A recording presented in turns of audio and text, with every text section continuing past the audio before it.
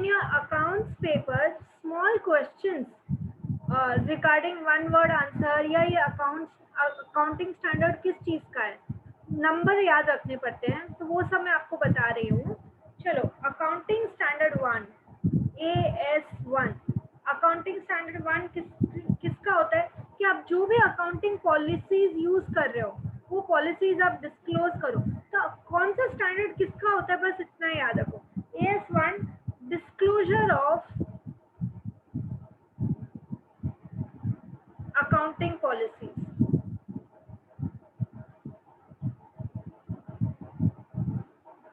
Fast लिख सकते हो ना मेरे साथ, लिखने से अपने को याद होता है। AS1 disclosure of accounting policies. AS2 inventory या स्टॉक रखने के लिए हम कैसे अकाउंटिंग करनी चाहिए उसके बारे में वो हमको सिखाता है। Valuation of inventories. इन्वेंट्री मतलब स्टॉक अभी बताया था। तो ये स्टैंडर्ड्स को यूज करके और हम लोग को हमारे अकाउंट्स लिखने। AS2 valuation of inventories. AS3 is on cash flow statements.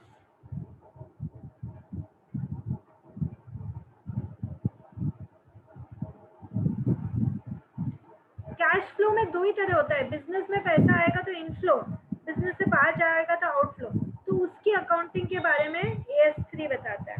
Then AS6 is on depreciation। इतनी बार अभी डेप्रिसिएशन पढ़े, कैसे किसके लिए स्ट्रेट लाइन यूज करना चाहिए, किस एसेट्स के लिए WDV, तो सब बताएगा डेप्रिसिएशन अकाउंटिंग। तो ये मेजरली तुमको याद रखना है, नाम और किसके लिए। AS8 देखो, बड़ी बड़ी कंपनीज रिसर्च करती है, डेवलपमेंट, इनोवेट करती है न्यू प्रोडक्ट, तो accounting for research and development कि इसको कैसे लिखना है। कोई रिसर्च 10-10 साल चल जाती है, फिर उसका खर्चा कैसे डिवाइड करना है, अकाउंट्स में उसको हर साल कैसे लिखना है, वो सब बताएगी। अकाउंटिंग फॉर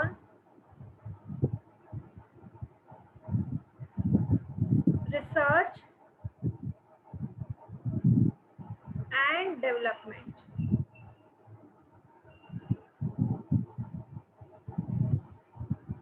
उसके बाद AS9 इज रेवेन्यू रिकॉग्निशन। मैं समझाती हूँ क्या है।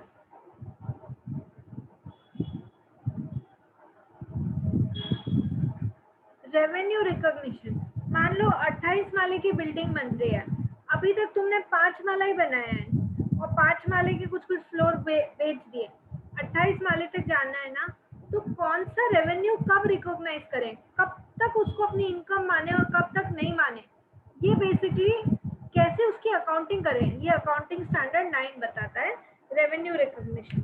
AS10 accounting of fixed assets.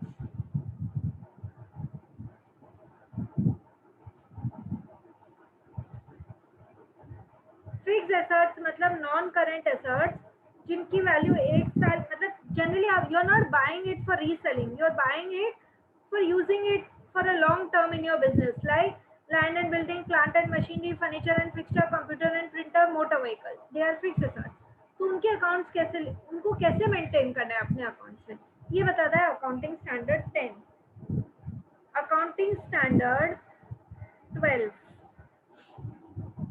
Accounting for government grants.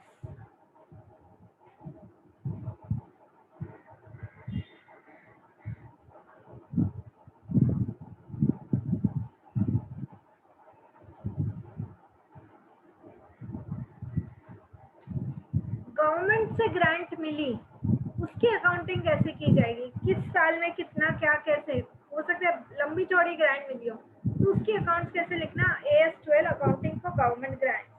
AS13 accounting standard 13 accounting for investment.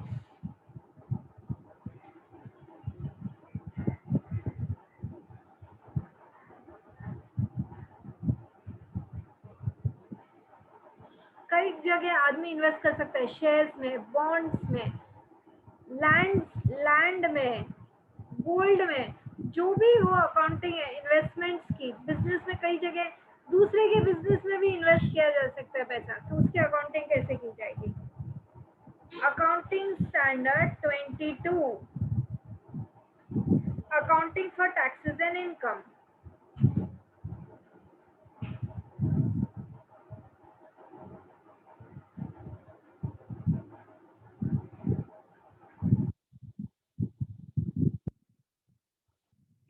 ये मेजरली आपको ध्यान रखना है। अच्छा, अब मैं कुछ और चीजें पूछती हूँ और उसका वन वर्ड में आपको मुझे उसका यदि पता है तो आंसर देना है।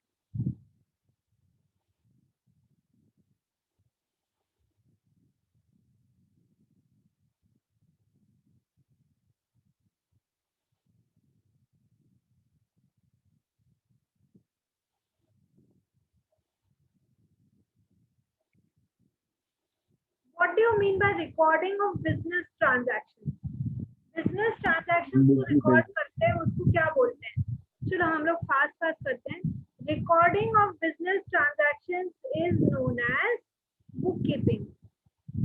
सिर्फ रिकॉर्ड कर देना, उससे कोई डिसीजन नहीं लेना, उसको हम बुक कीपिंग बोलते हैं। ठीक है, next question, amount invested in the business by the proprietor is known as capital. Capital. पैसा बिजनेस में लगाया उसको कैपिटल बोलते हैं। person to whom amount is payable by the business, तुम्हारे बिजनेस को उसको पैसा देना है, amount is payable. Trade payable. A person to whom amount is payable, generally जिसको हमको पैसा देना है वो हमारा क्या है? Creditor. A person from whom amount is receivable, उस इंसान से मुझे पैसा लेना। Date.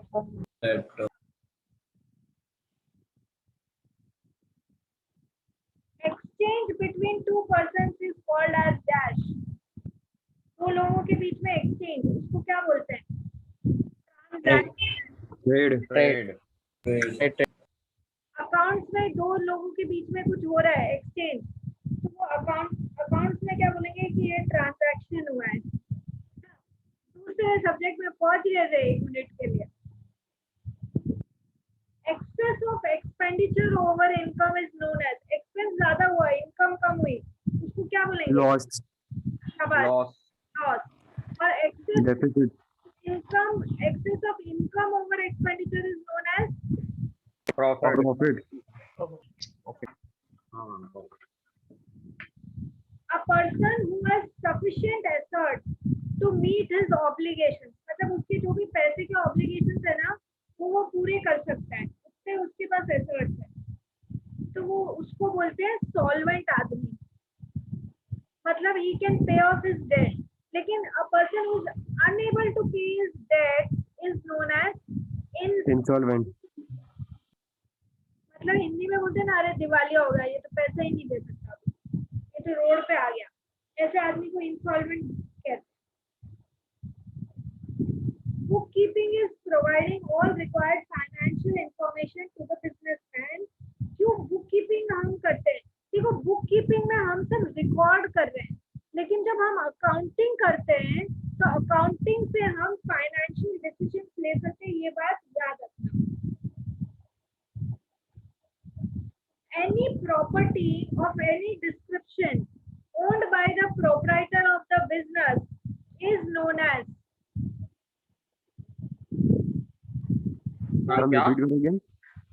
any property of any description owned by the proprietor of the business is known as shabash, asset। यदि प्रॉपर्टी आपके पास तो उसको एसेट ही बोलेंगे ना।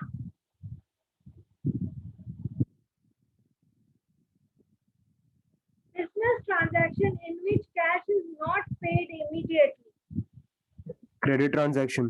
शाबाश, क्रेडिट ट्रांजैक्शन, उधार का transaction.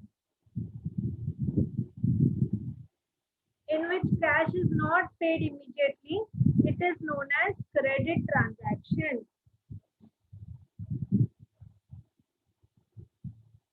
An accounting system in which both cash and credit transactions are recorded is known as, एक cash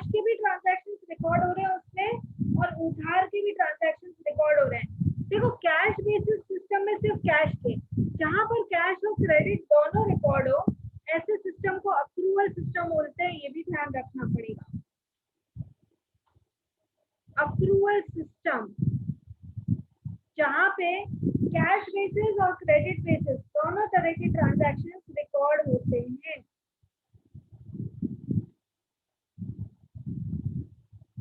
Exchange of goods and services for any other goods and services. Trading.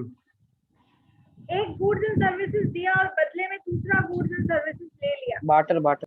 शाबाश, it is known as barter system. एक goods and services देके दूसरा goods and services लेना, barter system बोलते हैं उसको। Sale and purchase of goods and services with immediate cash payment is known as Cash sales and cash purchase.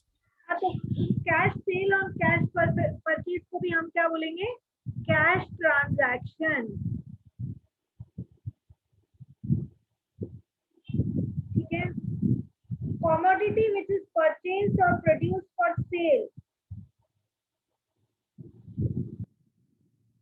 मैंने उस commodity को परचेज या प्रोड्यूस ही किया है फॉर सेल, तो उसको क्या बोलेंगे?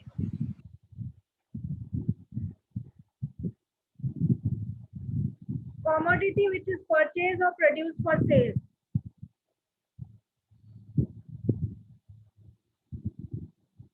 Miss trading. गुड्स होगा ना वो। Goods are the commodities which are purchase or produce for sale. Goods है ना।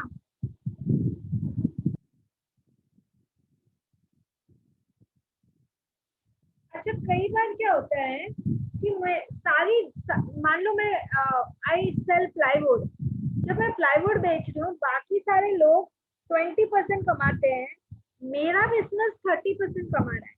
तो when my business earns excess profit over the normal profit, it is called as dash. Excess profit over the normal profit, it is called as, ध्यान रखो, it is called as super normal profit. जब तुम्हारा business दूसरों से ज्यादा कमाए, over and above them, तो उसको हम सुपर प्रॉफिट बोलते हैं। Super profit. Your business is earning excess profit over the normal profit, then it is super profit. Ma'am एक बार डेफिनेशन वापस रिपीट करोगे क्या? Excess profit over normal profit is known as super profit. अच्छा, rules of conduct accepted universally to record business transaction. अब rules of conduct मतलब ये rules मुझे follow ही करने हैं। क्यों follow करने हैं? क्योंकि universally accepted है। किस चीज के लिए? To record a business transaction. तो वो rules को हम क्या बोलते हैं? International accounting standards. Accounting rule. Standard अलग और रूल अलग, बताती होगी। अकाउंटिंग रूल वो रूल जो कि है ना बिजनेस को अकाउंट लिखते हुए फॉलो करने ही है। And uniform rules and guidelines जो होते हैं ना to prepare the financial statement, उसको हम क्या बोलते हैं? Accounting standard. रूल्स भी, गाइडलाइंस भी टू प्रिपेयर फाइनेंशियल स्टेटमेंट, उसको हम बोलते हैं अकाउंटिंग स्टैंडर्ड।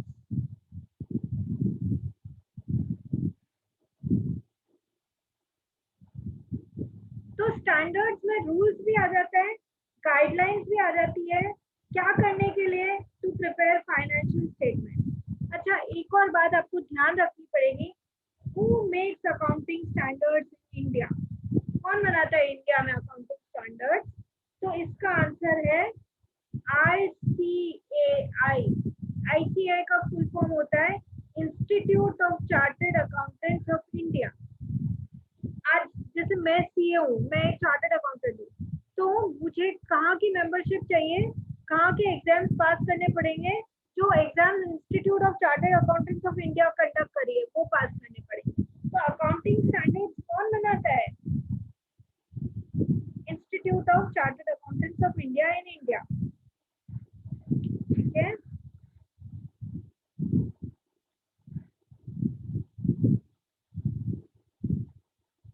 ओके, अब ये बताओ मुझे, period of time for which accounts of the business are prepared, जैसे जनरली हम बोलते हैं ना हम 12 महीने का अकाउंट लिख रहे हैं, तो वो जो period of time for which accounts of business are prepared उसको क्या बोलते हैं? Accounting Accounting period. period. Accounting year या फाइनेंशियल ईयर? फाइनेंशियल ईयर या अकाउंटिंग ईयर?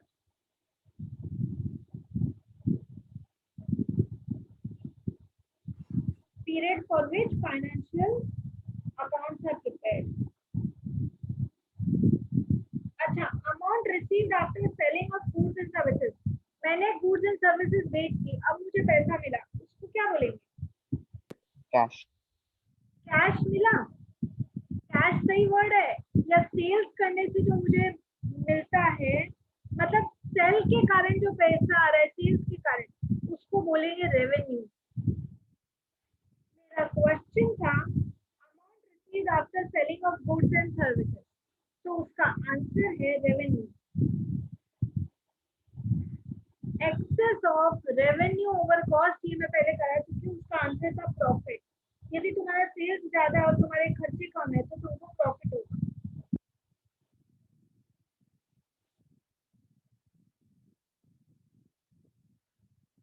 अच्छा, revenue expenditure is of dash in nature. Revenue expenditure मतलब जो एक में कई बार डेबिट, नेचर पूछा है। Recurring. एकदम सही। रेवेन्यू एक्सपेंडिचर बार बार होता है और बार बार होने को बोलते हैं recurring. Revenue expenditure is recurring in nature.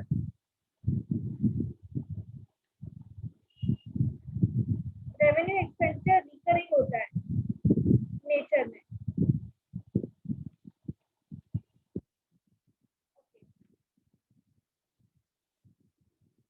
एक ऐसा बिजनेस अकाउंटिंग का तरीका जिसमें only cash transactions are recorded, that is cash inflow होगा तो रिकॉर्ड कर लेना, कैश रिसिप्ट और कैश पेमेंट होगा तो रिकॉर्ड कर लेना। तो ऐसे अकाउंटिंग सिस्टम को क्या बोलते हैं जिसमें एक्चुअल कैश रिसिप्ट और कैश पेमेंट ही रिकॉर्ड किए जाते हैं, तो उसको विच बेसिस ऑफ अकाउंटिंग बोलते हैं?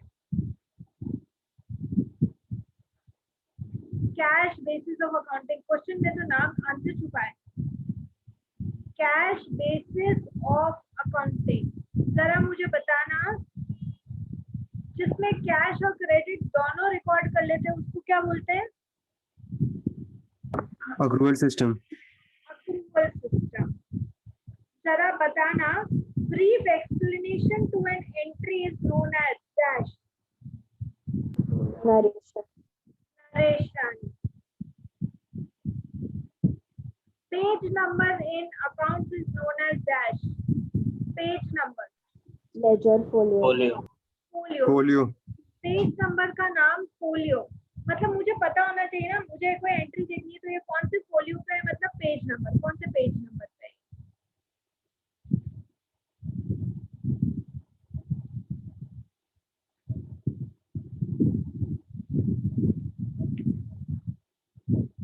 Reputation of the business is known as goodwill, Goodwill.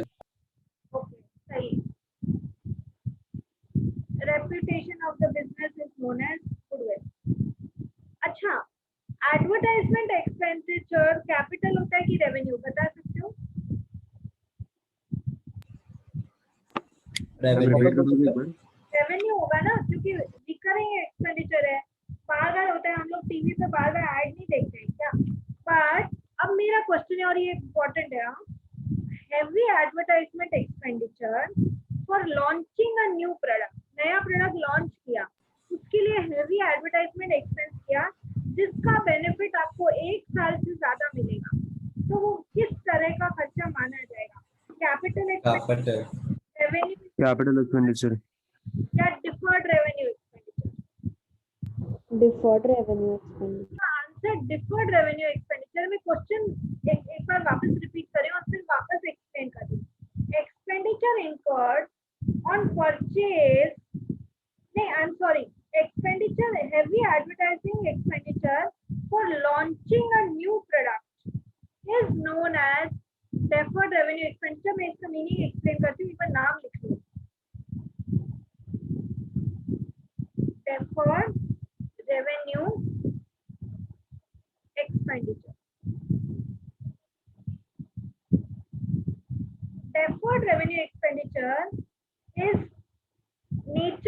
का रेवेन्यू ही है, मतलब एडवर्टाइजमेंट एक्सपेंडिचर कभी भी कैपिटल एक्सपेंडिचर हो ही नहीं सकता, क्योंकि वो कोई नया एसेट तो पिक्चर में ला नहीं रहा है, नई land and building plant and machinery थोड़ी ना आ गई इससे, तो वो कैपिटल तो कभी हो ही नहीं सकता।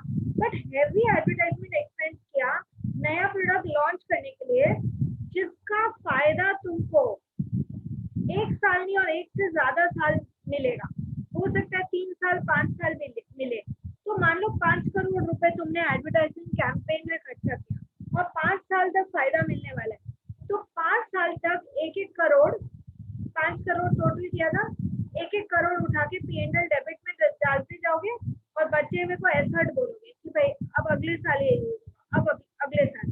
तो हमेशा याद रखना, heavy advertisement expenditure for launching a new product whose benefit you will get for more than one accounting year is known as deferred revenue expenditure. It is known as deferred revenue expenditure. आएगा तो नहीं बोल सकती, आ सकता है ये paper में, ये जरूर बोल सकती। Expenditure incurred for purchase of a fixed asset is known as capital expenditure. Capital expenditure, fix assets खरीदने का खर्चा।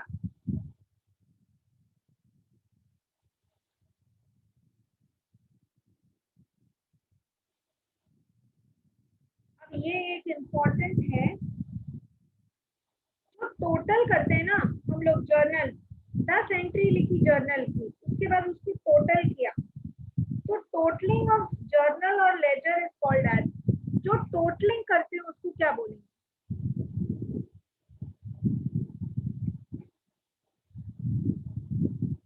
Totaling of journal or ledger is called as dash.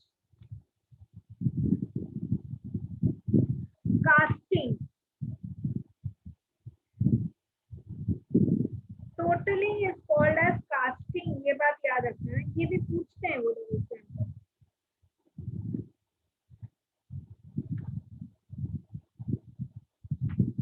The work of bookkeeping is of dash nature. Bookkeeping का जो bookkeeping मतलब वो लोग, उन लोग को फायदे नुकसान से मतलब नहीं है कि ये बिजनेस फायदा कर रहा है या नुकसान कर रहा है, उनको तो सिर्फ अपने बुक्स में ये चीजें लिख लेनी है। तो the work of book keeping is of dash nature. तो किस नेचर का है ये बुक कीपिंग का काम? प्राइमरी नेचर का है या बेसिक नेचर का? जो हुआ वो लिख लो, ज्यादा एनालिसिस करने की कोशिश मत करो। That is book keeping.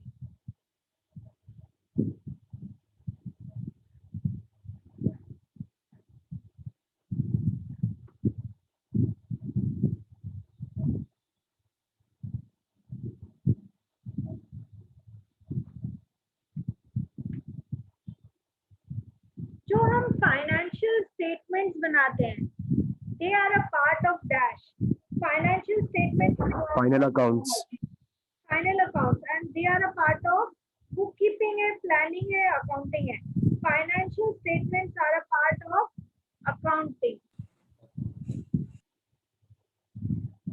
Financial statement accounting का एक पार्ट होता है, बुक कीपिंग का पार्ट नहीं होता है।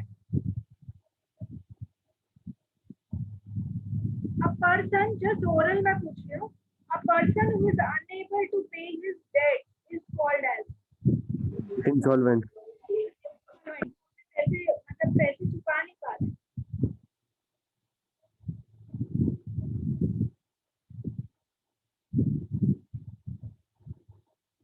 अच्छा, एक और चीज पूछती हूँ, are book keeping and accounting the same thing? No ma'am, different. Book keeping में हम सिर्फ जो ट्रांजैक्शन हुआ वो लिख देते हैं, बात खत्म। अकाउंटिंग उससे आगे है कि अकाउंटिंग में हम डिसीजन मेकिंग भी करेंगे कि प्रॉफिट हो रहा है, लॉस हो रहा है, वो भी फाइंड आउट करेंगे अकाउंटिंग में।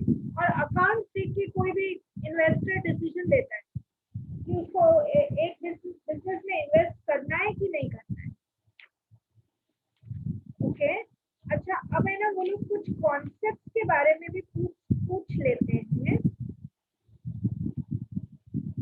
पता है what you mean by dual aspect concept? Dual aspect concept Yes, ma'am. क्या होता है?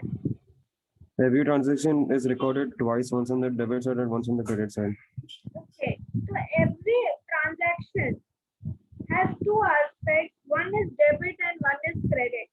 जब तक वो डेबिट और क्रेडिट मैच नहीं होते तब तक आपका ट्रांजैक्शन ही ओवर नहीं होता, और इस एस्पेक्ट को डुअल एस्पेक्ट कॉन्सेप्ट बोलते हैं।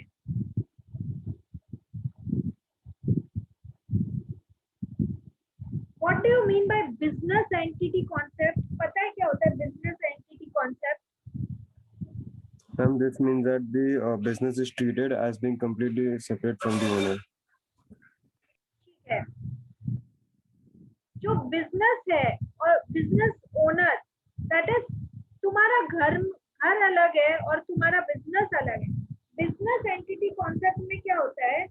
Business is a separate entity and it has independent legal existence distinct from the owner या the person who is running the business. मतलब business has distinct and separate legal entity from the owner. तुम अपने घर में अलग हो और business में तुम प्रोप्राइटर हो, बिजनेस अलग है। मैं रिपीट कर रही हूँ क्योंकि एग्जाम में पूछ लेते हैं। Business entity concept means that business has a separate entity distinct and independent from the person who owns it. Next, कभी नाम सुना है money measurement concept? Yes, ma'am. Money measurement concept क्या होता है? जो चीज की वैल्यू आप मनी में रिकॉर्ड कर सकते हो, सिर्फ उसी को बुक्स ऑफ अकाउंट्स में लिखोगे। For example, Jeet Patel is working for me for a salary of 3 lakh rupees per month. तो मैं सैलरी तो एक्सपेंस बना के मेरी बुक्स में रिकॉर्ड कर सकती हूँ, but Jeet Patel is a very important employee for my organization. Can I record this in my books of accounts कि ये एम्प्लॉय बहुत अच्छा है, ये बहुत गंदा है? ये तो क्वालिटी हुई ना, मैं उसको क्वांटिटेटिव टर्म्स में डाल ही नहीं सकती। तो मनी मेजरमेंट कॉन्सेप्ट क्या होता है? I will record in my books of accounts only those transactions which are capable of being expressed in terms of money. तो 3 lakh salary I can express in terms of money, I will record. ये employ बहुत अच्छा है मेरे organisation के लिए। Since I cannot express it in terms of money, I will not record it. That is money measurement concept.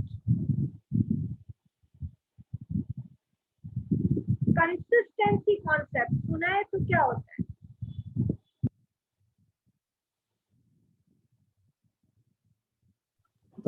Ma'am, this means that the accounting methods must be used consistently from one accounting period to the next.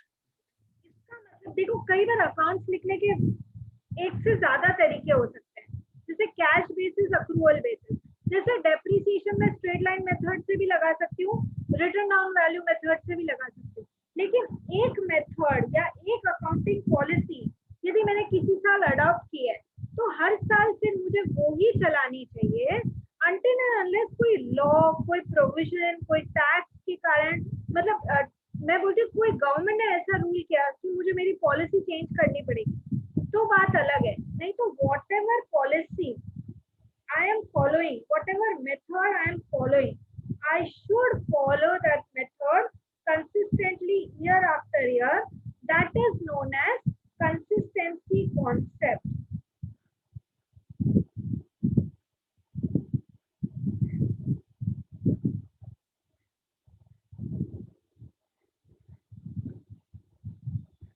What do you mean by conservatism? ये भी important है, मैं explain करती हूँ।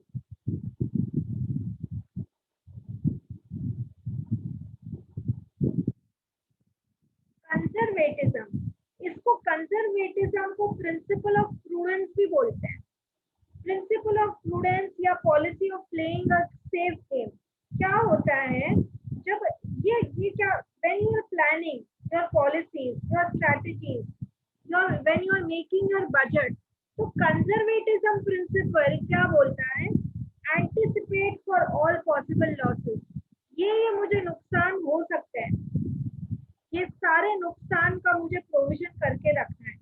Anticipate for all losses, and जब तक तुम्हारे profit सच में नहीं हो जाए तब तक उसको तुम रिकॉग्नाइज मत करो। तो anticipate for all possible losses and until and unless there is a perfect chance कि ये प्रॉफिट तो हो गए, तब तक उसको कंसिडर मत करो। मतलब एक सावधान आदमी, a man of ordinary prudence क्या करेगा कि अपने लॉसेस को एंटिसिपेट करके रखेगा, और जब तक श्योरिटी नहीं हो जाए कि ये प्रॉफिट तो होगा ही, तब तक उसको अकाउंट नहीं करेगा। That is called as conservatism principle. उसके बाद going concern concept. Going concern में क्या होता है कि आप ये सोच के अपना बिजनेस चालू नहीं कर रहे हो कि है ना, अरे ये तो फ्यूचर में बंद ही करना है। गोइंग कंसर्न मतलब क्या होता है,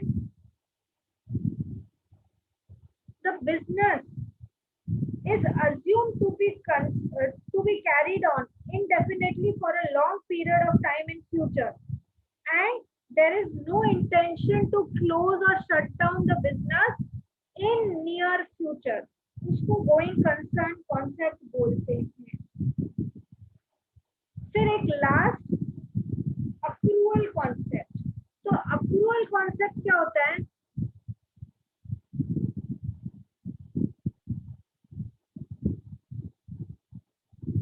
अप्रूवल कॉन्सेप्ट में क्या करते हैं हम लोग, revenue is recognised when they are earned and not when they are received. That is जब मैंने अर्न किया है तब कैश बेसिस में, जब कैश आता है तभी। लेकिन मानो मैंने उधार की सेल्स की है तो भी मैं मेरे बिजनेस में सेल्स तो रिकॉर्ड करूंगी, बिकॉज सेल किया, इनवॉइस काटी, दैट इज बिल बनाया, तो मैंने ये मान लिया कि मेरी सेल्स हुई है और अब अगला पार्टी मुझे पैसे देगी। तो revenue is recognised when they are earned and not when they are received. इसको हम अप्रूवल कॉन्सेप्ट बोलते हैं। ठीक है। Expenses, as soon as you incur the expenses you have to write them out and not when you pay them. खर्चा जैसे ही किया लिखो, जरूरी नहीं है तुमने तुरंत पैसा दिया, लेकिन जैसे ही खर्चा किया उसको लिखो। That is approval concept.